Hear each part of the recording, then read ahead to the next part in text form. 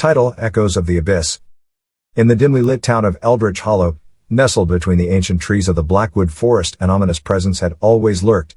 Eldritch Hollow was a place where the veil between the living and the dead was thin, where nightmares took on tangible form, and where even the bravest souls dared not tread after dark. One gloomy autumn evening, a group of 5 friends decided to test the boundaries of their fear by venturing into the heart of Eldritch Hollow.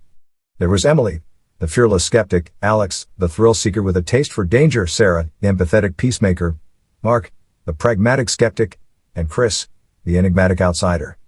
Armed with flashlights and a sense of curiosity, they stepped into the shadowy embrace of the Blackwood Forest. Their path was treacherous. The trees seemed to stretch and twist, their branches clawing at the sky like skeletal fingers.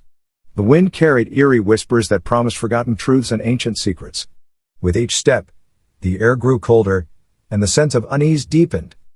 As they ventured deeper into the forest, the group stumbled upon a dilapidated mansion, its once grand facade now a decaying monument to forgotten opulence. An unsettling feeling hung heavy in the air, yet a morbid curiosity drove them to explore its decrepit interior.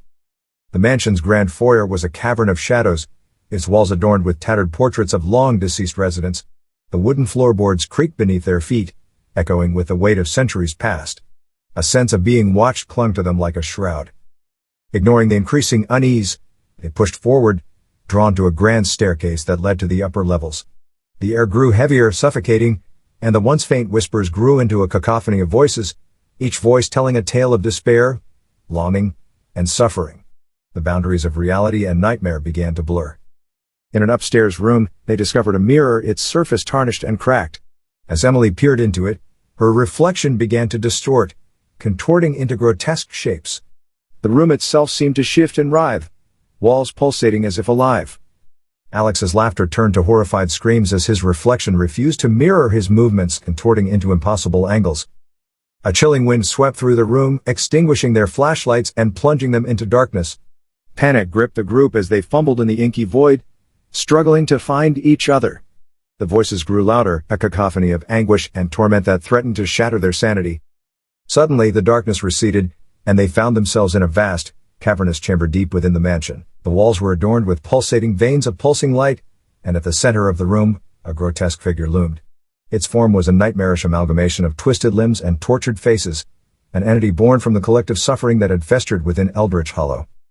Terror paralyzed them as they realized the true nature of the mansion, a prison for the souls trapped within the abyss of their own despair. The figure's eyes bore into their very souls, and the voices swirled around them, whispering tales of agony and torment.